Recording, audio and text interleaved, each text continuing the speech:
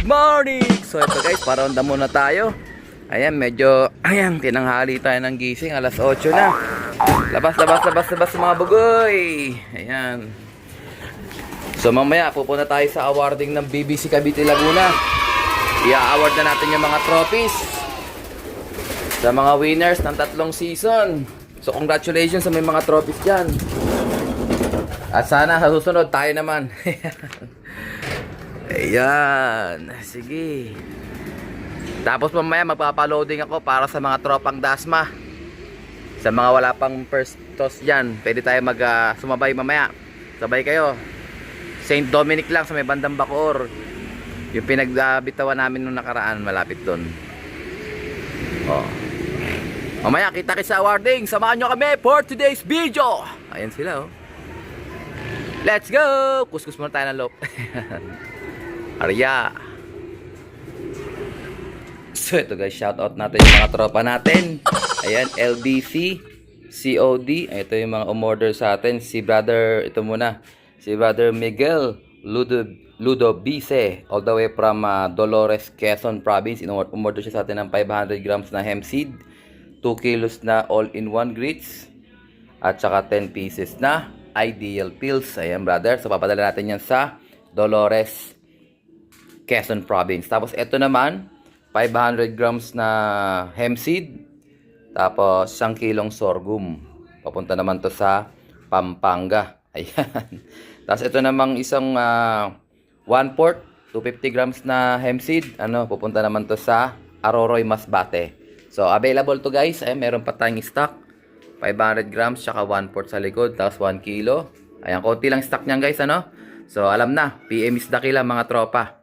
900 per kilo, 500 grams, 250, 1/4. Okay?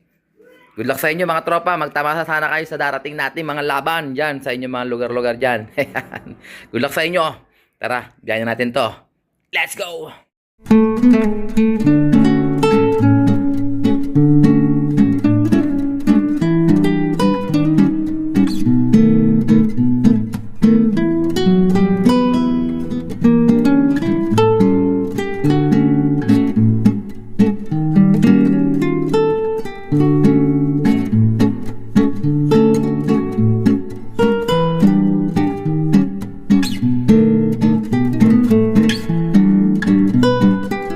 So, yun nga guys, nakauwi na kami.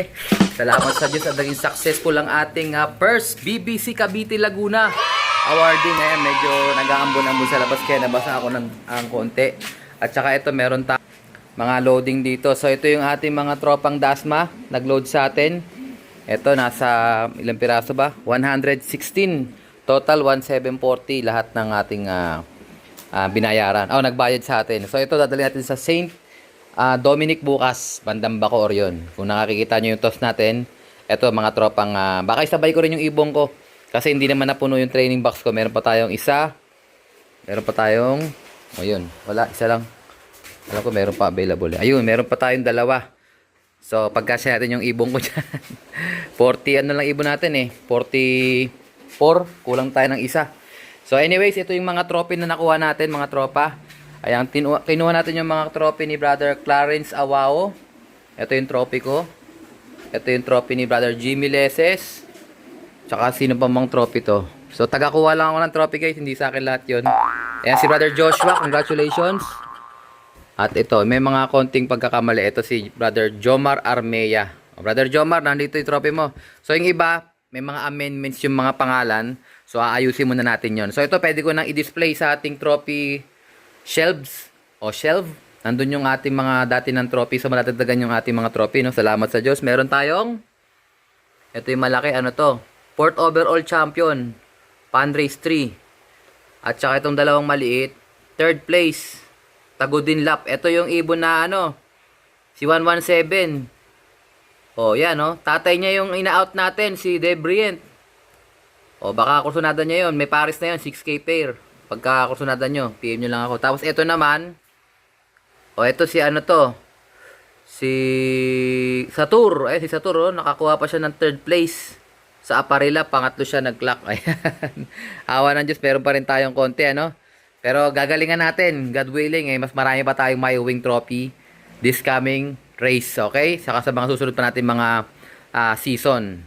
So, tuloy lang ang laban ng Alarcolop. Matalo manalo, happy lang tayo. Enjoy natin yung laban. Enjoy natin yung ating hobby. Huwag tayo masyadong ma-pressure, pero nakaka-pressure din minsan kasi nga magagaling ang kalaban. So, yung mga kalaban natin, talaga mahuhusay. So, tayo naman sumusubok pa lang. Okay? Galingan natin para at least sa susunod, tayo naman din ang magkakamit ng tagumpay. Champion natin, si Brother Christian Duco, si Brother Darwin Aguas, tsaka si Brother Jed Pajardo. Congratulations sa inyo. Ang lalaki ng trophy nyo. At sana kami rin sa susunod. Okay? So, bukas tayo magkutos. Abangan nyo susunod na kabanata. Magkapakain muna ako ng ibon, guys. Time check. 10:48. Hindi pa kumakain yung mga breeders ko. May masamang pakiramdam yung aking sinaitan. So ako muna magpapakain. So ito guys yung ating trophy shelves. Medyo naalikabukan na to. Konti pa lang yung makukuha natin trophy Pero awa ng Diyos ito, dagdagan na. So ito yung ating second overall champion. Ito yung ating lap winner. Ito yung first overall champion natin. 2 laps. Ito yung trophy ko sa Butasan CHPA. Kaso walang premyo to. Pasakaw lap champion. 2 laps second overall. Ito Pasakaw lap champion third. So ito, tingnan natin kung saan pwede natin ilagay itong ating bagong trophy. So pagsasama-samahin ko lang yung maliliit na yan. Oh, kasi bagong trophy yan Ayan, medyo sumikip lang siya pero sumatotal, magkakasya yan. Oh, yan Diba? Pagkakasya natin yan. Ayan kasya na guys. So ito yung ating fourth overall champion. Tanggalin ko to. Tapos ito yung dalawang ating third place. So sayang hindi ko nakuha yung ibang mga trophies, pero ganoon pa man din. Ito, gawin na lang natin yung the best natin para at least madagdagan pa to. Hindi naman tayo masyadong nagsisikip dyan, diba? Yan, ganyan. So, meron tayong first overall pan race. Malaking trophy yun, hindi ko na nakuha. At saka yung ating second overall champion. Malaking trophy rin yun, hindi ko na nakuha. At saka yung mga lap winners natin. Capcom, hindi na natin nakuha. Pero ganun pa man din. Tuloy lang ang laban ng Alarcolop. Ayan Ayan. Alam ko sa iba, marami na kayong trophy. Pero sa Alarcolop, konti pa lang. Pero masaya pa rin tayo kahit paano. Hindi tayo nawawala sa kwentuhan. Ayan Okay guys, patoka mo tayong ibon. Let's go! So ito guys, silip muna tayo sa ating mga warriors. So nag-agat ako ng training box. Ayan. So dahil 44 pieces na lang sila, hahatiin ko na lang sila sa dalawang training box. So kasya naman ng 22 rito. Ayan. So 2022, dalawang training box lang dadali natin. Sila guys So inagisan ko na sila ng konting mani. At saka nilagyan ko sila ng tubig para at least hindi naman sila uminom. Inom yung isa Ayan. Sige, inom ka na dyan. Plain water lang yan. Ayan. So malamig ang panahon kasi nag-uulan kanina. Ayan, kaya medyo tayo ay nabasa ng ulan. Yan. Abang-abang tayo bukas guys. Sana wag umulan kasi magbibitaw tayo sa St. Dominic. So sasabay ko to sa St. Dominic. Kahit galing na tayo ng Cavite City, mas malapit yung St. Dominic sa Cavite City. Pero at least mapagpag yung mga ibon natin. Okay, good luck sa atin mga tropa. Ayan. So congrats sa mga winners. Kita-kits tayo sa susunod na awarding, God willing, next year.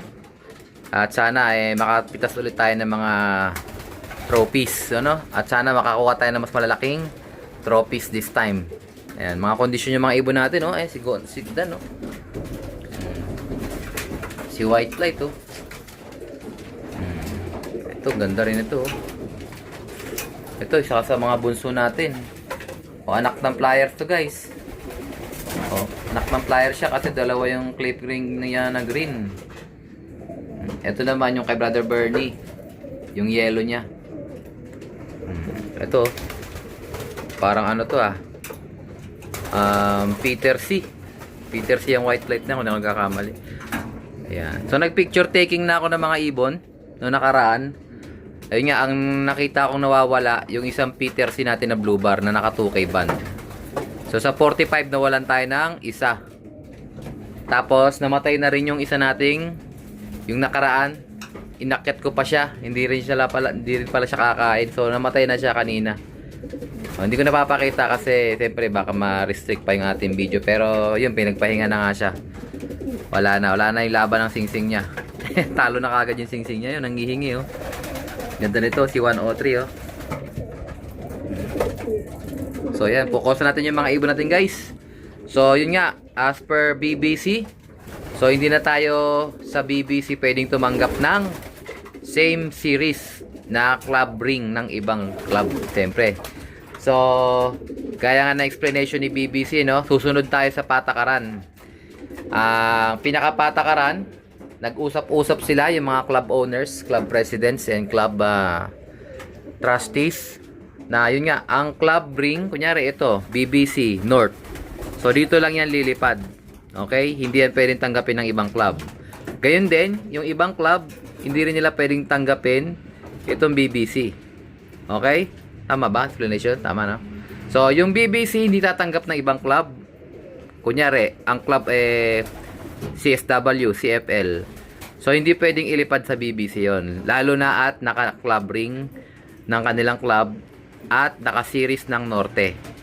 Okay? So, pagkat ang usapan young bird lang na mga club ring. So, meaning, kung saan mo binili yung club ring mo na Norte, okay, dun mo lang siya i-entry. Para at least wala nang gulo. Wala nang away-away daw. Kasi siyempre may pagkakatampuhan pa rin yan, siyempre, no? So, Matic DQ, kunyari, tinanggap namin bilang coordinator, tinanggap ko yung ibon nyo na naka-young bird ring ng ibang club, CSW, APR, CFL. So, automatic DQ, no? So, kung sa tingin nyo, kayo mismo may-ari, at yung club ring nyo ay naka-series pa ng young bird ng same season, kunyari, Norte ngayon, season, wag nyo nang tangkain kasi madi-DQ lang kayo according yan kay BBC. So, just in case, meron kayong mga umuwing ibon galing CFL o CSW o IPR, umuwi na siya galing summer, pwede nyo nang ilipad ng Norte. Okay? Kasi summer naman siya naka-young bird. O kunyari, south siya naka-young bird, pwede. Basta hindi siya naka-young bird ng Norte. So, Norte ang laban ng BBC. O, pwede nyong ilipad ang ibang club. Pero, hindi siya same NDR. Papatak siya sa open race pa rin. Okay? Pagka ibang club yan, pero naka-Norte, Matic, DQ pag nakalusot. Pero Matic, hindi na makakalusot yan sa mga coordinator. Matitikas sa mga coordinator natin sa BBC.